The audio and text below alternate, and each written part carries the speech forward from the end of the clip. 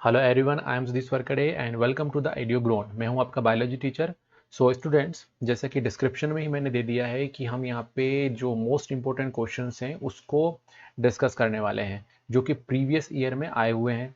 और ये जो चैप्टर है हम कवर करेंगे लाइफ प्रोसेस, जो कि 6 चैप्टर है 10th क्लास का, और बोर्ड एग्जामिनेशन के पॉइंट ऑफ व्यू से काफ़ी इंपॉर्टेंट चैप्टर में से एक है। तो आप इसको एंड तक देखिए। तो चलिए शुरू करते हैं।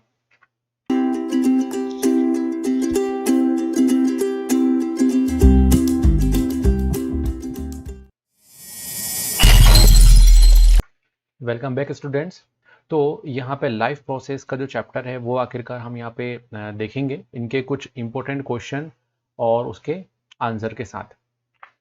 तो वीडियो काफ़ी इंटरेस्टिंग होने वाली है क्योंकि इसमें हम वो क्वेश्चन डिस्कस कर रहे हैं जो कि प्रीवियस ईयर में आ चुके हैं। तो चलिए बिना कोई देर किए देखते हैं first question. The first question says that name 2 different way in which glucose is oxidised to provide energy in various organism. हमको यहाँ पे बताना है कि ऐसे कौन से 2 तरीके हैं जिससे क्या हो सकता है, ग्लूकोज ऑक्सीडाइज्ड हो सकता है और ये क्या करेगा, ये प्रोवाइड करेगा एनर्जी डिफरेंट ऑर्गेनिज्म में। और दूसरा क्वेश्चन यहाँ पे इसी से जुड़ा हुआ है, which is right any 2 difference between the way of oxidation of glucose in organisms. तो ये जो क्वेश्चन है बेसिकली ऑक्सीडेशन ऑफ ग्लूकोज से लिया गया है। ऑक्सीडेशन ऑफ ग्लूकोज में हम क्या देखते हैं कि जो ग्लूकोज होता है वो क्या होता है, ब्रेक डाउन होता है in the presence of oxygen. ठीक है, तो होगा क्या कि ग्लूकोज ब्रेक डाउन हो जाएगा और ब्रेक डाउन होकर फिर क्या बनाता है, एनर्जी बनाता है। तो ये 2 टाइप का होता है, एक होता है एरोबिक रेस्पिरेशन एंड एक होता है एनारोबिक। तो इस तरीके से जो ग्लूकोज है वो क्या कर सकता है, 2 तरीकों से ब्रेक हो सकता है, एक होता है एरोबिक और वो होता है एनारोबिक। तो यहाँ पे फर्स्ट ए का आंसर जो हो जाएगा हमारा एरोबिक एंड एनारोबिक। वही अगर हम बात करें इसमें जो ऑक्सीडेशन हो रहा है 2 तरीका, जो कि एरोबिक रेस्पिरेशन और एनारोबिक रेस्पिरेशन है, इसमें क्या डिफरेंसेस हैं। तो चलो डिफरेंसेस देख लेते हैं। एरोबिक किसको बोलेंगे, एरोबिक हम बोलेंगे जो कि ऑक्सीजन की प्रेजेंट में होता है, और एनारोबिक किसको बोलेंगे जो कि ऑक्सीजन की एब्सेंट में होगा, उसमें ऑक्सीजन पार्टिसिपेट नहीं करता है।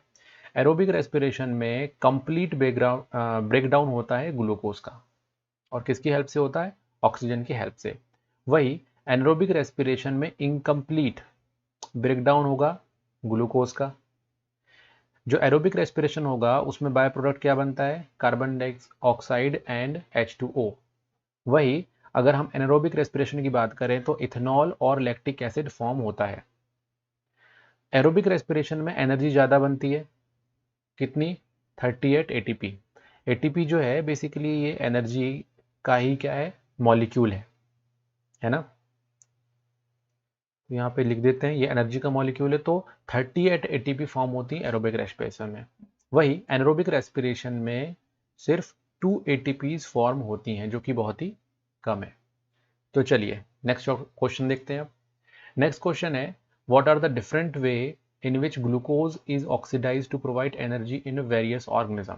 तो हम क्या कर रहे हैं, जो प्रीवियस क्वेश्चन था उसी को थोड़ा सा एलोबरेट करके देखते हैं, है ना, क्योंकि एलोबरेट वाला भी क्वेश्चन जो है कई बार पूछा गया है। तो चलो देखते हैं यहाँ पे क्या होता है। जो ग्लूकोज है ना, वो क्या होता है, साइटोप्लाज्म में ब्रेकडाउन होता है सबसे पहले, और ब्रेकडाउन करके क्या बनाता है, पायरुवेट बनाता है। स्टूडेंट्स, मैं आपको एक और बार इन्फॉर्मेशन देना चाहूँगा कि हमने प्रीवियस जो वीडियो है, इससे पहले का वीडियो लाइफ प्रोसेस पे बनाया हुआ है, जिसमें एक ही वीडियो में कंप्लीट डिस्क्रिप्शन दिया हुआ है। तो उसको अगर आप एक बार स्टडी कर लेते हो, उस वीडियो को पूरा कंप्लीट देख लेते हो, तो ये जो मैं क्वेश्चंस सॉल्व करा रहा हूँ उसमें आपको बहुत ही ईजी हो जाएगा आपके लिए, है ना। तो अगर नहीं देखा है तो मैं रिकमेंड करूँगा कि आप उसको एक बार देख लीजिए, है ना। देन इसके बाद ये जो क्वेश्चन है बहुत ही ईजी लगने लग जाएंगे आपको, है ना। तो यहाँ पे देखो क्या होता है कि साइटोप्लाज्म में ग्लूकोज का ब्रेकडाउन होता है पायरुवेट में, और फिर पायरुवेट क्या करता है, डिफरेंट प्रोसीजर्स के थ्रू ब्रेक होता है ना। तो अलग अलग ऑर्गेनिज्म में क्या होता है, अलग अलग तरीके से क्या हो सकता है, ब्रेक डाउन होता है फर्दर। तो बेसिकली सिंपल याद रखो यहाँ पे कि ग्लूकोज जो है, ग्लूकोज ये क्या होगा, ब्रेक हो जाएगा, और ब्रेक होगा और क्या बनाएगा, पायरुवेट। तो पायरुवेट बनाया इसने, तो ग्लूकोज से क्या बना, पायरुवेट बना। अब ये जो पायरुवेट है ये फर्दर क्या होगा, ब्रेक, तो फर्दर ये ब्रेक हो जाएगा। तो ब्रेक जो होता है अलग अलग ऑर्गेनिज्म में अलग अलग होता है। ग्लूकोज से पायरुवेट बनने की जो प्रोसेस होती है इसको हम बोलते हैं ग्लाइकोलाइसिस। ये देखिए क्या बोलते हैं इसको हम, ग्लाइकोलाइसिस। चलो तो अब यहाँ पे देखो, ग्लूकोज जो होगा साइटोप्लाज्म में पायरुवेट में ब्रेक डाउन होगा। तो ग्लूकोज जो होता है बेसिकली 6 कार्बन मॉलिक्यूल होता है, वो 3 मॉलिक्यूल ऑफ कार्बन बनाएगा, कार्बन का पायरुवेट बनाएगा, और वहां पे रिलीज होगी एनर्जी। तो देखो ग्लूकोज से जब पायरुवेट बनता है तब भी एनर्जी रिलीज होती है। अब सपोज करो ये प्रोसेस किस में हो रही है, ये प्रोसेस हो रही है हमारे बॉडी में, दैट मीन्स हमारी बॉडी में क्या होता है, माइटोकॉन्ड्रिया होता है। तो अगर माइटोकॉन्ड्रिया है तो फिर ये कार्बन डाइऑक्साइड वाटर बनाने के बाद फिर एनर्जी रिलीज कर देगा। उसी तरीके से अगर ऑक्सीजन नहीं है, तो ऑक्सीजन नहीं है तो ये तो प्रोसेस हमारी बॉडी में नहीं होता, ये प्रोसेस होता है दूसरे टाइप के माइक्रो ऑर्गेनिज्म में, जैसे कि ईस्ट। इसको हम सही कर लेते हैं, ईस्ट सेल। तो अगर ईस्ट सेल में होगा तो क्या होगा, वो इथेनॉल, कार्बन डाइऑक्साइड और एनर्जी का फॉर्मेशन करेगा। ठीक। और अगर lake of oxygen, lake of oxygen है तो उस पर्टिकुलर टाइम पीरियड में लैक्टिक एसिड और एनर्जी का फॉर्मेशन वो करेगा। लेक ऑफ ऑक्सीजन कब होता है, ये तब होता है जब क्या होता है, एक्सेस वर्क आउट किया जाता है। अब एक्सेस वर्कआउट क्या मतलब हुआ इसका, जैसे कि सपोज कीजिए हमारे मसल्स हैं, है ना, ये देखो यहाँ पे मसल्स का एग्जांपल है, हमारे मसल्स हैं। हम क्या करते हैं, एक स्पेसिफिक वर्क करने की हमारी कैपेसिटी होती है। अगर हम उस कैपेसिटी से ज़्यादा करते हैं तो मसल्स में जो ऑक्सीजन है उसकी कमी हो जाती है, क्योंकि सारा ऑक्सीजन वो यूटिलाइज कर लेता है। तो उस पर्टिकुलर कंडीशन में भी हमको एनर्जी की जरूरत पड़ती है। तो क्या होता है कि क्योंकि ऑक्सीजन वहां पे लेक हो गया है, कम हो गया है, इसलिए क्या बनाएगा, लैक्टिक एसिड। तो याद करने का सिंपल सा तरीका देखो, ये लिखा है लेक, और यहीं से क्या होगा, लैक्टिक। तो लेक ऑफ ऑक्सीजन होगा तो क्या बनेगा, लैक्टिक एसिड बनेगा। एब्सेंस ऑफ ऑक्सीजन हो तो क्या बनेगा, इथेनॉल बनेगा। और अगर प्रेजेंस है ऑक्सीजन का तो कार्बन डाइऑक्साइड एंड वाटर, दो चीजें यहाँ पे बनेंगी। है ना इजी, याद करना बिल्कुल, lake that means lactic acid. चलो सेकंड क्वेश्चन भी हो गया, थर्ड क्वेश्चन की तरफ बढ़ते हैं। थर्ड क्वेश्चन है, what is internal energy reserve in plants. Plants में जो एनर्जी होती है वो कैसे, किस फॉर्म में स्टोर होती है, and do the animal have same energy reserve, क्या एनिमल भी इसी टाइप की एनर्जी रिजर्व करते हैं। हमको जस्टिफाई करना है आंसर को। तो सिंपल देखो पॉइंट, जो प्लांट होते हैं वो स्टार्च के फॉर्म में एनर्जी को रिजर्व करते हैं।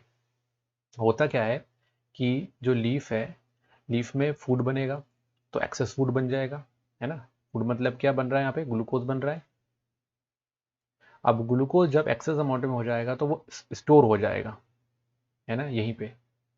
और किस फॉर्म में स्टोर हो जाएगा, स्टार्च के फॉर्म में वो स्टोर हो जाएगा, है ना। और वक्त आने पे फिर स्टार्च जो रहेगा वो कंटिन्यूसली यूज भी होता रहता है इनमें। अब आते हैं हम यहाँ पे, अगर हम बात करें हमारी बॉडी की, तो एनिमल जो होता है वो एक्चुअल में स्टार्च के फॉर्म में नहीं करता है स्टोर एनर्जी को। वो किस फॉर्म में करता है, ग्लाइकोजन और फैट के फॉर्म में।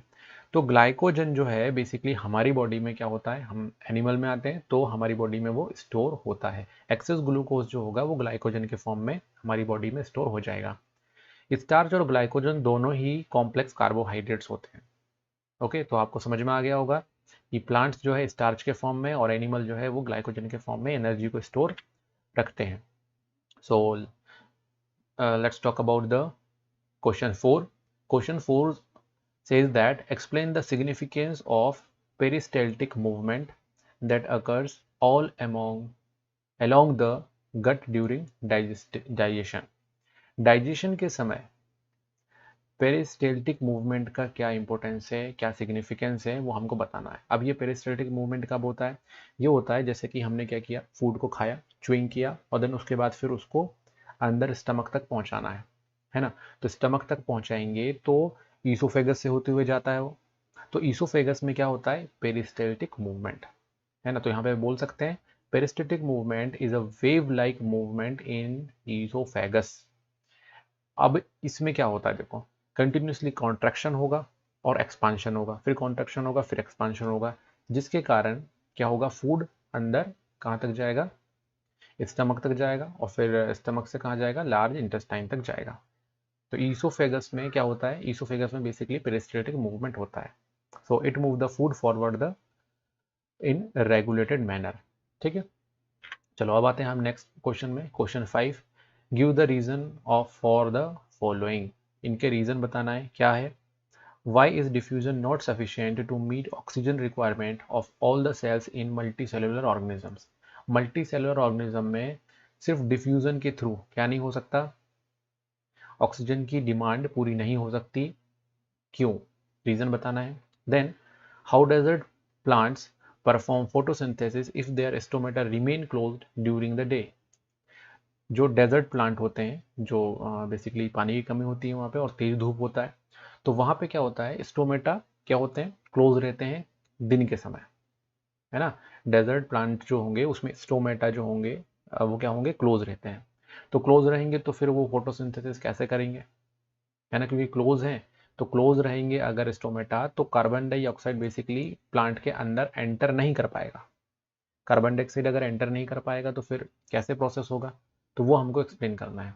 तो बढ़ते हैं फर्स्ट क्वेश्चन की तरफ। फर्स्ट क्वेश्चन क्या बोल रहा है हमको, फर्स्ट क्वेश्चन बता रहा है कि डिफ्यूजन जो है वो सफिशिएंट नहीं है, क्यों। तो all living cells are not in direct contact with environment in multi cellular organisms. जो मल्टी सेलुलर ऑर्गेनिज्म होते हैं जैसे कि हम, उनमें क्या होता है कि सभी के सभी सेल्स डायरेक्ट इन्वायरमेंट के कांटेक्ट में नहीं होते, है ना। जैसे कि हमारे सिर्फ इसकी नहीं डायरेक्ट कांटेक्ट में, बाकी अंदर जितने भी सेल्स हैं वो इन्वायरमेंट के डायरेक्ट कांटेक्ट में नहीं है। तो डिफ्यूजन पॉसिबल नहीं है हर सेल में। जैसे लीवर सेल है, ब्रेन की सेल्स हैं, अब उनको ऑक्सीजन चाहिए तो भाई वो डायरेक्ट कांटेक्ट में तो है नहीं कि डिफ्यूजन के थ्रू ऑक्सीजन चला जाए, ये पॉसिबल नहीं है। और इसके अलावा डिफ्यूजन जो है बहुत ही स्लो प्रोसेस है। मल्टी सेलुलर ऑर्गेनिज्म में सेल्स इतने सारे होते हैं कि हर सेल तक ऑक्सीजन की डिमांड को कंप्लीट करना मुश्किल हो जाता है ना। तो डिफ्यूजन बहुत ही स्लो प्रोसेस है। तो ये दोनों रीजन है बेसिक जिसके कारण हम ये बोल सकते हैं कि डिफ्यूजन सफिशिएंट नहीं है ना, डिफ्यूजन सफिशिएंट नहीं है to meet oxygen requirement of all cells in multi cellular organism. I think बिल्कुल क्लियर कट हो गया होगा। अब आते हैं हम सेकंड आंसर की तरफ। सेकंड आंसर जो है बहुत ही इंटरेस्टिंग है। क्या होता है कि जो डेजर्ट प्लांट रहते हैं वो कार्बन डाइऑक्साइड को कब एब्जॉर्ब करते हैं, नाइट के समय में, जब स्टोमेटा क्या होते हैं उसमें ओपन होते हैं। तो यहाँ पे याद कर लो, जो डेजर्ट प्लांट होंगे उनमें स्टोमेटा कब ओपन होता है, ये होता है एट नाइट। नाइट के समय में इनमें स्टोमेटा ओपन होते हैं। तो क्या करेगा उस समय, ये जो कार्बन डाइऑक्साइड होगा उसको ये क्या करेंगे, ले लेंगे, और लेके फिर क्या बना देंगे, एक इंटरमीडिएट फॉर्म कर लेंगे जिसको बोलते हैं मैलिक एसिड। क्या किया इन्होंने, डेजर्ट प्लांट ने कार्बन डाइऑक्साइड लिया और एक इंटरमीडिएट बना दिया विच इज मैलिक एसिड। फिर जब डे टाइम में स्टोमेटा क्लोज हो जाते हैं तो यही एक्चुअल में यूज होता है फोटोसिंथेसिस के लिए। So this is the process of photosynthesis in desert plant. चलो अब आ जाते हैं यहाँ पे, state do difference between arteries and vein. तो आर्टरीज और वेन में क्या डिफरेंस है, बहुत ही सिंपल सिंपल डिफरेंस यहाँ पे हम डिस्कस करेंगे। आर्टरीज के बारे में देखिए, ये क्या करता है, ब्लड को कहाँ तक लेके जाता है, आर्टरीज जो होंगे हार्ट से ऑर्गन की तरफ। आर्टरीज क्या करते हैं, हार्ट से ब्लड को हमारी बॉडी के ऑर्गन्स तक पहुंचाने का काम करेंगे, है ना। ये ब्लड वेसल्स क्या हैं, ये ब्लड वेसल्स हार्ट से ऑर्गन तक पहुंचाएंगे ब्लड को। और वेन जो रहेंगे क्या करेंगे, वो ब्लड को ऑर्गन से हार्ट की तरफ लेके आएंगे, है ना, सिंपल। तो वेन किसको बोलते हैं हम, जो क्या करता है, ऑर्गन से ब्लड को हार्ट की तरफ लेके जाएंगे। और जो आर्टरीज रहेंगे वो क्या करेंगे, वो ब्लड को हार्ट से ऑर्गन की तरफ लेके जाएंगे। ठीक, अगर हम बात करते हैं आर्टरीज का, तो ये कैसा होता है, ब्लड फ्लो इसमें रैपिड होता है, तेजी से होता है, और वेन्स में क्या होता है, काफ़ी स्लो तरीके से जाता है। तो वही, अगर स्लो है ब्लड प्रेशर फ्लो का तो क्या होगा, प्रेशर भी कम होगा, और इसमें ज़्यादा है तो प्रेशर भी ज़्यादा होगा। इसके अलावा इसमें कोई वॉल्व नहीं होते एक्चुअल में, ब्लड जो वेसल्स हैं उसमें कोई वॉल्व नहीं होगा आर्टरीज में। जबकि वेन्स में क्या होंगे, इंटरनल वॉल्व प्रेजेंट होंगे जो कि बैक फ्लो को क्या करेंगे, रोकेंगे। वही आर्टरीज में प्रेशर ज़्यादा है तो इसकी वॉल भी क्या होंगी, थिक होगी और इलास्टिक होगी, और ये कैसी होगी वॉल, थिन होगी। वेन की वॉल कैसी होगी, थिन होगी, आर्टरीज की वॉल थिक होगी। वही आर्टरीज जो हैं वो क्या करते हैं, बहुत ही इंपॉर्टेंट चीज़, ऑक्सीजनेटेड ब्लड को पहुंचाने का काम करते हैं, क्योंकि भाई हार्ट से ब्लड जो है वो कहाँ जा रहा है, और आपका सारे ऑर्गन्स तक जा रहा है, तो ऑक्सीजनेटेड ब्लड ही जाना चाहिए। ऑक्सीजनेटेड ब्लड मतलब जिसमें ऑक्सीजन का अमाउंट बहुत ज़्यादा हो, उसको हम बोलते हैं ऑक्सीजनेटेड ब्लड। तो ऑक्सीजनेटेड ब्लड को कहाँ पहुँचा रहा है, पूरी ऑर्गन में, ऑर्गन सिस्टम में। और बस एक यहाँ पे आर्टरी है जो कि ये काम नहीं करता, वो है पल्मोनरी आर्टरी। तो पल्मोनरी आर्टरी आप याद रखिएगा, ये एक्सेप्शन है जिसमें डी ऑक्सीजनेटेड ब्लड होता है। वही वेन की बात करें तो वो डी ऑक्सीजनेटेड ब्लड को कहाँ पहुँचाता है, आपके ऑर्गन तक पहुँचाता है, और वो ऑर्गन है बेसिकली लंग्स, है ना।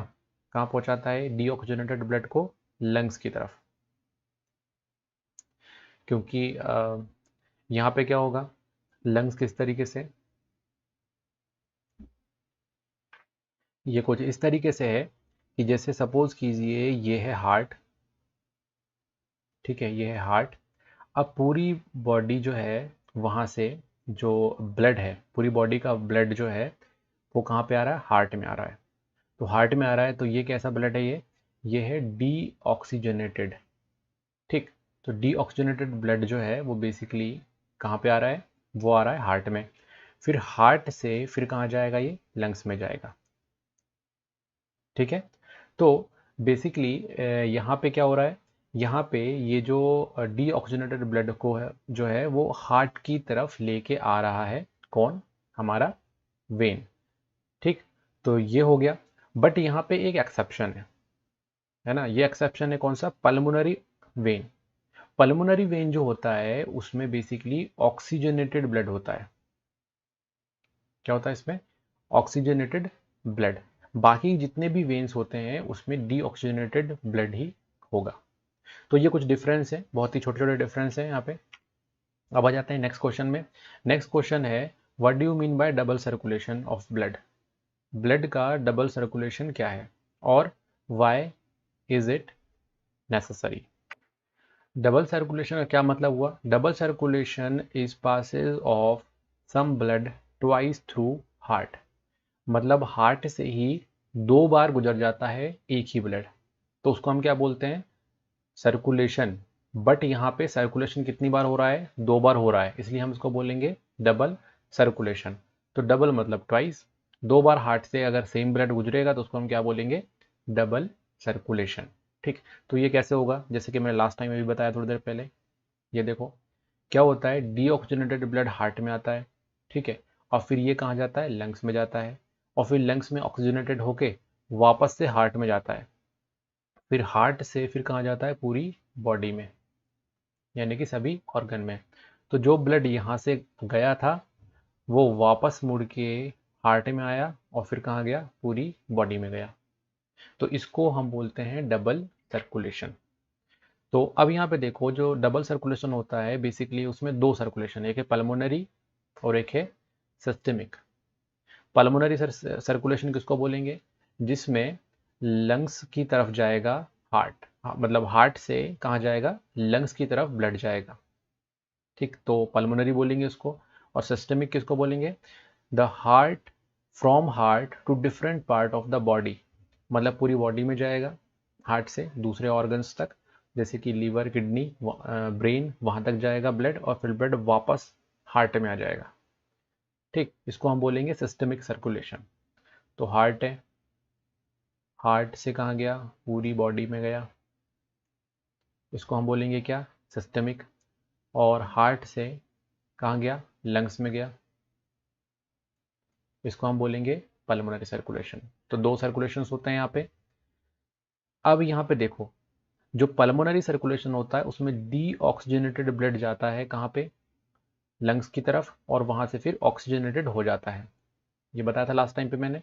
वही सिस्टमिक में क्या होता है कि ऑक्सीजनेटेड ब्लड जो होता है वो पूरी बॉडी में जाता है और फिर डीऑक्सीजनेटेड हो जाता है और वापस हार्ट में आता है।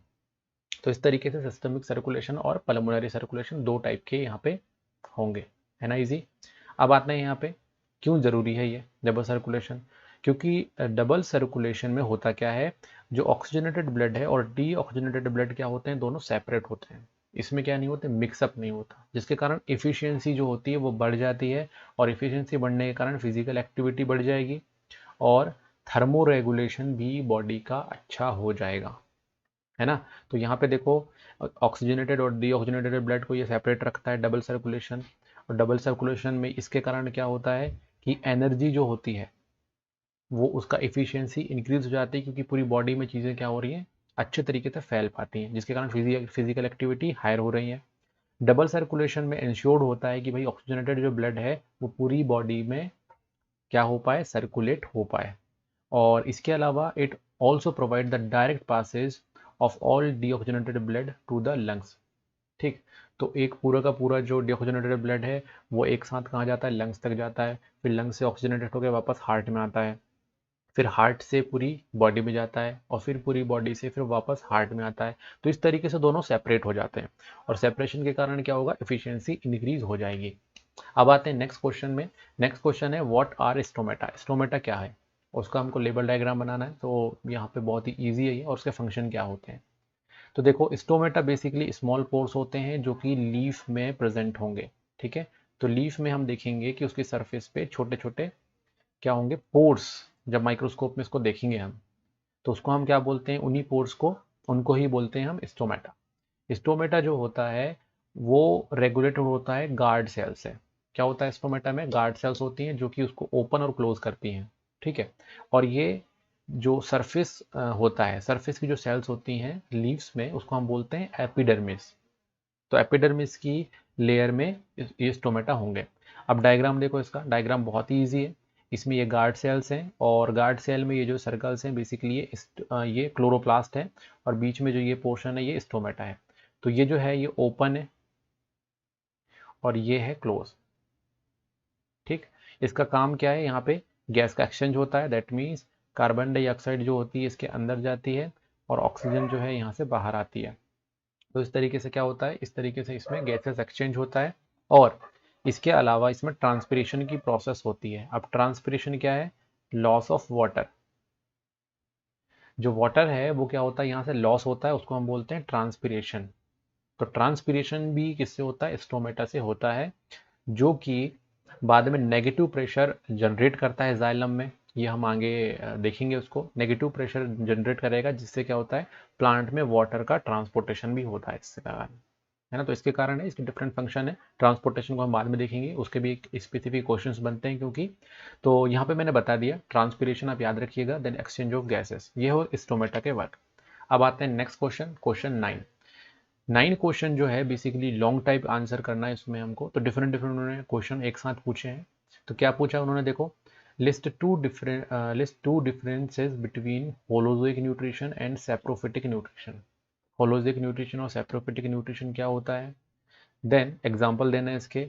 इसके अलावा इसमें हमको लीवर और पेनक्रियाज का रोल क्या होता है वो भी देखना है, बताना है इसमें।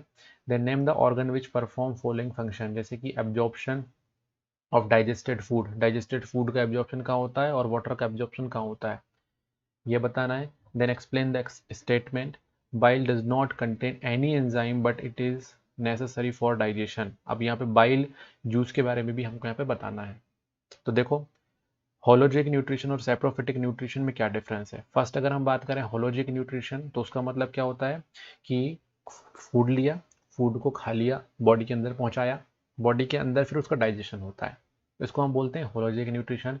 सेप्रोफाइट में क्या होता है, सेप्रोफाइट में क्या होगा कि बाहर ही क्या करेंगे, एंजाइम को सीक्रेट करेंगे, और जो फूड मटेरियल रहेगा यहाँ पे, ये फूड मटेरियल इसको क्या कर देंगे, ब्रेक, और फिर इसको एब्जॉर्ब कर लेंगे।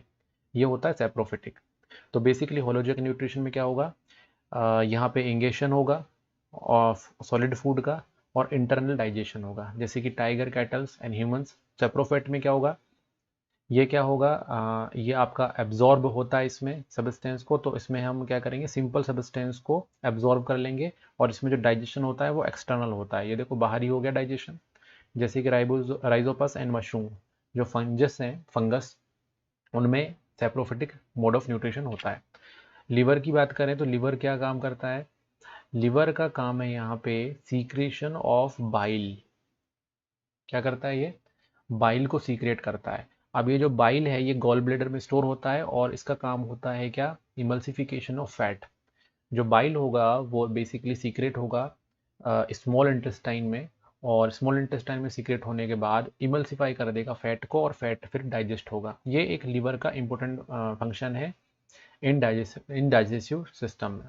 वही अगर हम बात करें तो इसके अलावा ये हीमोग्लोबिन का डिकम्पोजिशन भी करता है लिवर। इसके अलावा यूरिया का फॉर्मेशन भी यहाँ पे होता है, और ये फिल्टर बेसिकली होता है कहाँ पे? किडनी में। फॉर्मेशन लिवर में, और जो जो फिल्ट्रेशन है वो किडनी में होता है। इसके अलावा ये केमिकल्स का डिटॉक्सिफिकेशन भी करता है और पैथोजन को एलिमिनेट भी करता है। सो this is the work of liver. Liver का ये बहुत ही इंपॉर्टेंट वर्क्स हैं।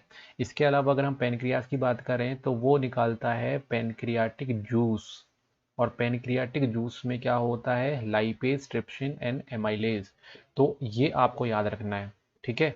लाइपेज जो होता है वो फैट का डाइजेशन करता है, ट्रिप्सिन जो होता है वो प्रोटीन का डाइजेशन करता है, एमाइलेज जो होता है वो आपका कार्बोहाइड्रेट यानी कि स्टार्च और कार्बोहाइड्रेट का डाइजेशन करता है ना। इसके अलावा यहाँ पे हार्मोन भी सीक्रेट होता है जैसे कि इंसुलिन और ग्लूकेकॉन। इंसुलिन का जो है फंक्शन बेसिकली ग्लूकोज के लेवल को मेंटेन करना है, इंसुलिन का काम, ठीक है। तो ये हो गए हमारे लिवर के वर्क और पेनक्रियास के वर्क। देन उसके बाद हम बात करते हैं एब्जॉर्प्शन ऑफ डाइजेस्टेड फूड। जो डाइजेस्ट हो जाता है वो कहाँ पे एब्जॉर्ब होता है? स्मॉल इंटेस्टाइन में, है ना। जो विली स्ट्रक्चर्स होते हैं, फिंगर लाइक स्ट्रक्चर होते हैं, उसके थ्रू ही क्या एब्जॉर्ब होगा। इसके अलावा अगर हम बात करें वाटर के एब्जॉर्प्शन में तो वो होता है लार्ज इंटेस्टाइन में, है ना। तो लार्ज इंटेस्टाइन जो है वहीं से एब्जॉर्प्शन होता है वाटर का। वही अगर हम बाइल की बात करें तो हमने थोड़ी देर पहले ही देखा emulsification of fat globule. Emulsification करेगा वो, दैट मीन्स फाइन ग्लोब्यूल्स में तोड़ देगा, और उसके बाद फिर जो ये लाइपेज है ये फिर काम करेगा फैट पे, और फैट को फिर क्या करेगा? उसको ब्रेक डाउन कर लेगा। इसके अलावा और क्या काम है बाइल का? न्यूट्रलाइज करता है एसिडिटी को। अब देखो बाइल कहाँ पे सीक्रेट हो रहा है? स्मॉल इंटेस्टाइन में। और फूड कहाँ से आया है? एसिडिक इन्वायरमेंट से, मतलब स्टमक से। तो स्टमक से कहाँ पे आ रहा है? स्मॉल इंटेस्टाइन में। तो स्मॉल इंटेस्टाइन में आएगा तो ये बेसिकली क्या करेगा? एसिडिटी को न्यूट्रलाइज करेगा और फिर एल्कलाइन बनाएगा, जिसके कारण पेनक्रियाटिक जो जूस है उसके एंजाइम सही तरीके से इसमें वर्क कर सकें। अब आते हैं नेक्स्ट है हमारे को डायग्राम बनाना है रेस्पिरेटरी सिस्टम का। तो ये देखिए रेस्पिरेटरी सिस्टम का डायग्राम। और इसके अलावा एक और चीज़ है क्वेश्चन यहाँ पे, लंग्स के गैस के एक्सचेंज के बारे में भी हमको डिस्क्राइब करना है, तो इसको हम थोड़ा सा डिटेल में देखेंगे। तो चलो पहले तो ह्यूमन रेस्पिरेटरी सिस्टम देखो। यहाँ पे ये नेसल कैविटी है, इस जगह पे नेसल कैविटी से फिर यहाँ पे लायनिक्स है ना, इसके ऊपर क्या होगा? फाइनिक्स होगा। देन लराइनिक्स के अलावा यहाँ पे ट्रैकिया है, ट्रैकिया के अंदर साइड यहाँ पे जो है ब्रांचेज हैं, ब्रांचेज में ब्रोंक्यूल्स, और लास्ट में क्या होते हैं? एल्वियोलाई होते हैं। तो ये एल्वियोलाई जो बेसिकली यहाँ पे लास्ट के स्ट्रक्चर्स होंगे। ये एल्वियोलाई में क्या होता है? गैस का एक्सचेंज होता है। एल्वियोलाई एक्चुअली में वो जगह है जहाँ पे क्या होता है? गैस का एक्सचेंज होता है। बात कर लेते हैं यहाँ पे रोल ऑफ लंग्स की। लंग्स किस तरीके से काम करेंगे? देखो हम एयर को ब्रीथ करेंगे तो डायफ्राम क्या होगा? हमारा कॉन्ट्रैक्ट होगा। ये बेसिकली यहाँ पे ये होता है डायफ्राम। ये क्या होता है? डायफ्राम होता है। ये डायफ्राम कॉन्ट्रैक्ट होगा और चेस्ट जो होगा वो इंक्रीज हो जाएगा। चेस्ट कैविटी क्या होगी? इंक्रीज होगी। अब due to expansion of chest cavity air pressure in lungs decrease. तो चेस्ट कैविटी क्योंकि एक्सपांड होगी तो अंदर का जो प्रेशर रहेगा, एयर प्रेशर, वो डिक्रीज होगा, और बाहर का जो रहेगा वो एयर प्रेशर ज़्यादा हो जाएगा, जिसके कारण एयर जो है वो अंदर की तरफ आ जाएगा by the nostril, trachea and bronchi. Then उसके बाद फिर एयर शैक तक जाएगा, जिससे हम क्या होगा? पूरा एयर जो है वहाँ पे फिलअप हो जाएगा। तो जो लास्ट का कॉर्नर पोर्शन है वो उसको हम बोलते हैं एल्वियोलाई। एल्वियोलाई क्या करेगा? एल्वियोलाई में एक्सचेंज होगा, दैट मीन्स गैस का एक्सचेंज होगा, मतलब वहाँ पे डिफ्यूजन की प्रोसेस होगी, और वो कहाँ चला जाएगा? वो चला जाएगा ब्लड वेसल्स में, ठीक। तो बेसिकली होता क्या है? ये सपोज करिए कि ये है एल्वियोलाई, यहाँ पे ऑक्सीजन आया, इसमें ये है ब्लड वेसल्स, ये क्या है, ब्लड वेसल, तो ऑक्सीजन जो है सीधे ब्लड वेसल में एंटर कर जाएगा। ठीक, अब क्या होगा कि air present in air sac of the lung is rich in carbon dioxide, और यहाँ पे जो कार्बन डाइऑक्साइड होगा वो कहाँ चले जाएगा, एल्विलाई में। तो अब यहाँ पे क्या हुआ, कार्बन डाइऑक्साइड का अमाउंट इंक्रीज हो जाएगा और ऑक्सीजन जो रहेगा अंदर चले जाएगा। तो देन जब क्या होगा, हम ब्रीद आउट करेंगे तो डायफ्राम जो होगा वो रिलैक्स हो जाएगा, जिसके कारण क्या होगा, decrease of chest cavity decrease होगी। The contraction push the air from the lungs into the trachea, nostril and then out of the body, body के बाहर निकल जाएगा। इसको हम बोलेंगे क्या, इनहेलेशन एंड एक्सहेलेशन। तो इनहेलेशन और एक्सहेलेशन, इस तरीके से क्या होता है, लंग्स वर्क करते हैं। अब आते हैं नेक्स्ट क्वेश्चन। नेक्स्ट क्वेश्चन है हमारा, describe the structure and function of nephron. Nephron का स्ट्रक्चर और फंक्शन देखना है। तो ये देखो, ये रहा नेफ्रॉन का डायग्रामेटिक स्ट्रक्चर। यहाँ पे आप देखोगे कि जो आर्टरी है, रीनल आर्टरी, ये कहाँ पे गई है, ये यहाँ तक आई है और यहाँ पे स्ट्रक्चर बनाया है, इसको हम बोलते हैं बबन्स कैप्सूल, है ना। तो आर्टरी जो है वो बबन्स कैप्सूल बनाएगी और ये किसके साथ बनाएगी, ग्लोमेरुलस के साथ। ठीक है, तो यहाँ पे ग्लोमेरुलस और बबन्स कैप्सूल रहेंगे और ब्लड जो है इसी के थ्रू क्या होता है, नेफ्रॉन तक आता है। बाकी का ये जो पोर्शन है ये बेसिकली नेफ्रॉन का पोर्शन है ना। तो यहाँ पे क्या होगा, फिल्ट्रेशन होगा। तो नेफ्रॉन जो है वो आखिरकार मिलते कहाँ पर है, नेफ्रॉन मिलते हैं किडनी के अंदर। ठीक है, तो ये मैंने किडनी बनाया है, इस किडनी में, ये सिंगल किडनी, इस किडनी के अंदर यहाँ पे क्या होंगे, नेफ्रॉन्स होंगे। अंदर क्या होंगे, नेफ्रॉन्स। तो बहुत सारे यहाँ पे नेफ्रॉन होने वाले हैं और ये नेफ्रॉन जो रहेंगे बेसिकली कैसे होते हैं, इस टाइप के स्ट्रक्चर्स में होते हैं। तो नेफ्रॉन एक फिल्ट्रेशन यूनिट है। नेफ्रॉन ही एक्चुअल में वो जगह है जहाँ पे फिल्टर होता है यूरिन और अदर कंपोनेंट। तो नेफ्रॉन बेसिक फिल्ट्रेशन यूनिट बोलेंगे इसको। It consist of tubules which is connected with a collecting duct. ये जो ट्यूब्यूल्स हैं, जो ट्यूब है, ये बेसिकली ये ट्यूब जो है इस तरीके से नीचे आया और फिर यहाँ से ये है कलेक्टिंग डक्ट। तो जो फिल्टर होगा वो मटेरियल इस तरीके से मूव करता हुआ किस में कलेक्ट हो जाएगा, कलेक्टिंग डक्ट में हो जाएगा कलेक्ट। अब यहाँ पे देखो, ये जो होता है यहाँ पे स्ट्रक्चर्स होते हैं, क्या होगा, बोवंस कैप्सूल होगा। तो बेसिकली कप शेप का होता है और Bowman's capsule consist of cluster of capillaries called glomerulus. तो यहाँ पे बहुत सारी कैपिलरीज रहेंगी जो क्या बनाएंगी, ग्लोमेरुलस बनाएंगी और the blood enter into the glomerulus, glomerulus के अंदर एंटर करेगा, फिर वहां पे क्या होगा, फिल्टर हो जाएगा। काम कैसे करता है ये, नेफ्रॉन में, नेफ्रॉन में क्या क्या काम होता है, नेफ्रॉन में फिल्ट्रेशन होगा, रीअब्जॉर्प्शन होगा और यूरिन जो है वो अलग हो जाएगा। तो फिल्टर क्या होगा यहाँ पे, जो फिल्ट्रेशन में क्या होगा कि ब्लड जो है वो कहाँ तक जाएगा, बोवंस कैप्सूल तक जाएगा। बोवंस कैप्सूल में क्या होगा, फिल्टर होगा। तो फिल्ट्रेट जो रहेगा वो बेसिकली ट्यूबुलर पार्ट में चला जाएगा नेफ्रॉन के, और जो फिल्ट्रेट है उसमें ग्लूकोज, अमीनो एसिड्स, यूरिया और यूरिक एसिड और लार्ज अमाउंट ऑफ वाटर रहेंगे, है ना। तो सिंपली क्या हो रहा है, ब्लड जो है वो एंटर कर रहा है इसमें, इसको हम थोड़ा सा क्लियर कर देते हैं। तो यहाँ पे बेसिकली हो क्या रहा है, जो ब्लड है वो यहाँ से एंटर करा और एंटर करने के बाद ब्लड जो रहेगा वो क्या करेगा, फिल्टर होके कहाँ पे आ जाएगा, यहाँ पे आ जाएगा, इस ट्यूब में आ जाएगा। तो इस ट्यूब में फिल्ट्रेट आ गया और इस फिल्ट्रेट में क्या क्या होंगे, इस फिल्ट्रेट में होंगे ग्लूकोज, अमीनो एसिड, यूरिया और यूरिक एसिड और लार्ज अमाउंट में वाटर होगा। अब ये जो फिल्ट्रेट है ये इस ट्यूब में इस तरीके से घूमेगा और इस तरीके से वो पूरा यहाँ पे चक्कर करते हुए कहाँ तक आ गया, कलेक्टिंग डक्ट तक आ गया। तो ये जो प्रोसेस होगी इस तरीके से होगी। बट अब सपोज कीजिए कि अगर ज़्यादा अमाउंट में फिल्ट्रेट हो गया चीज़ें, है ना, वाटर चला गया ज़्यादा अमाउंट में, फिर अदर सब्सटेंस तेजी से चलेगा, तो इसमें तो वही ट्यूब में चला गया, वही यहाँ से तो उसको कहाँ जाना है, कलेक्टिंग डक्ट में। तो होता क्या है कि रीअब्जॉर्प्शन की प्रोसेस होती है इसमें, फिल्ट्रेट फ्लो होगा ट्यूब में और यूजफुल सब्सटेंस जैसे कि ग्लूकोज, अमीनो एसिड, सॉल्ट जो होंगे वो वापस से बॉडी में एब्जॉर्ब कर लिए जाएंगे। ठीक है, तो इसको हम बोलते हैं रीअब्जॉर्प्शन। तो इस ट्यूब में जो जा रहा है वो वापस से क्या होगा, रीअब्जॉर्ब हो जाएगा इन ब्लड में, ब्लड वेसल्स में, और फिर वापस से पूरी बॉडी में जाएंगे। और जो फिल्ट्रेट बचेगा उसको हम बोलेंगे यूरिन। और ये जो यूरिन जो है ये क्या होगा, कलेक्टिंग डक्ट तक जाएगा और कलेक्टिंग डक्ट से फिर वो यूरिनरी ब्लैडर से होते हुआ बाहर यूरेथ्रा से निकल जाएगा। तो यूरिन फॉर्मेशन की भी यही प्रोसेस है ना। तो आपके वहाँ भी ये क्वेश्चन जो है आंसर हो जाएगा उसका। अब आते हैं नेक्स्ट क्वेश्चन, क्वेश्चन 12। क्वेश्चन 12 में हम यहाँ पे बात करने वाले हैं कि the upward movement of water normally require a pump in our houses but in tall tree water rise up without any external support, explain the mechanism. देखो क्वेश्चन बिल्कुल सिंपल है भाई, अगर हमको हमारे घर में पानी को ऊपर चढ़ाना है टंकी में तो क्या करना पड़ता है, मोटर लगाना पड़ता है। बट उतनी से ज़्यादा ऊंचे ट्रीज होते हैं, बट उसमें तो ऐसा कुछ पंप नहीं लगता।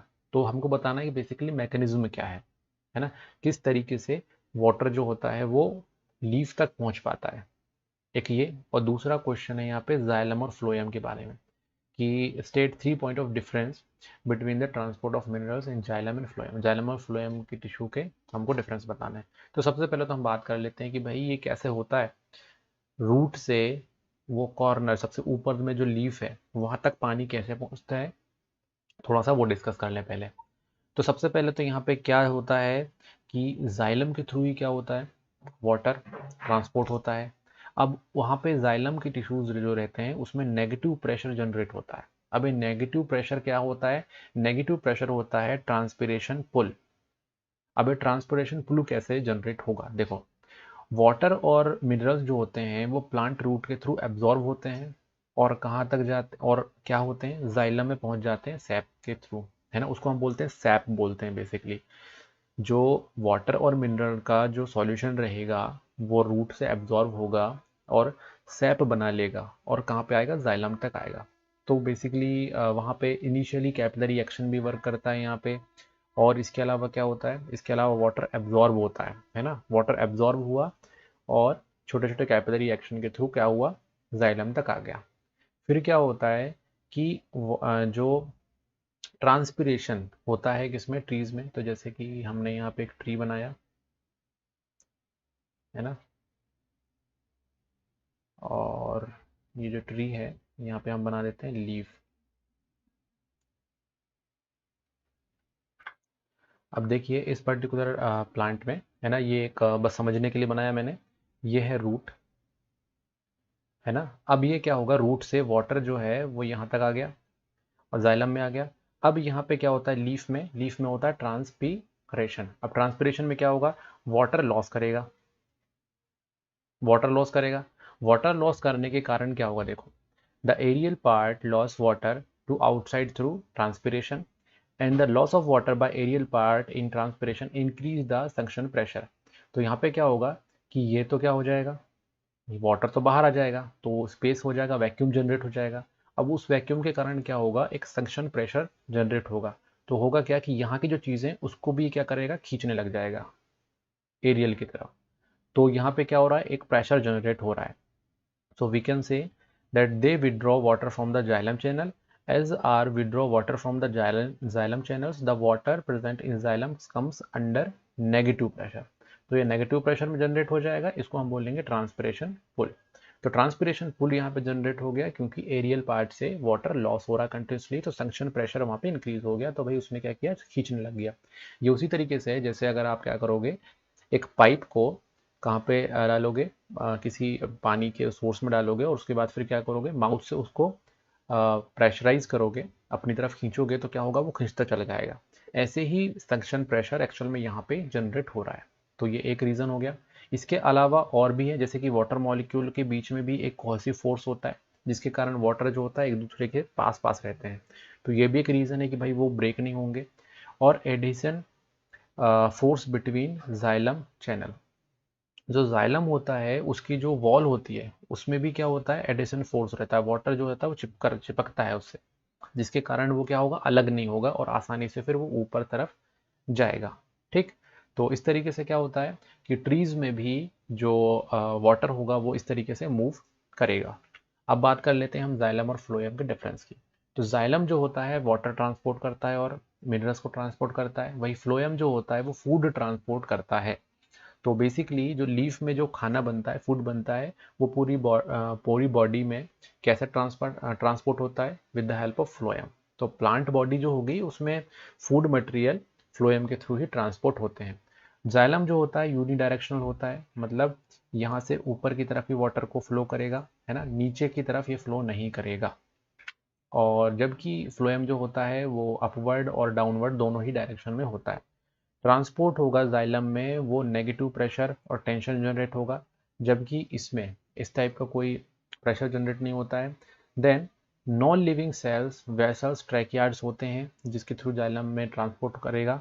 वही फ्लोएम में लिविंग सेल्स होती हैं और सीव ट्यूब्स होती हैं जिसके कारण क्या होता है, ट्रांसपोर्ट होता है। इसलिए फ्लोएम में होता क्या है कि एनर्जी की भी रिक्वायरमेंट होती है। तो ये था हमारे क्वेश्चन से आंसर की सीरीज कंप्लीट। आई होप आपको ये वीडियो पसंद आया होगा, और पसंद आया तो जल्दी से उसको लाइक करें, सब चैनल को सब्सक्राइब करें और कमेंट करें और अपने दोस्तों के साथ ज़रूर शेयर करें। And thanks for watching.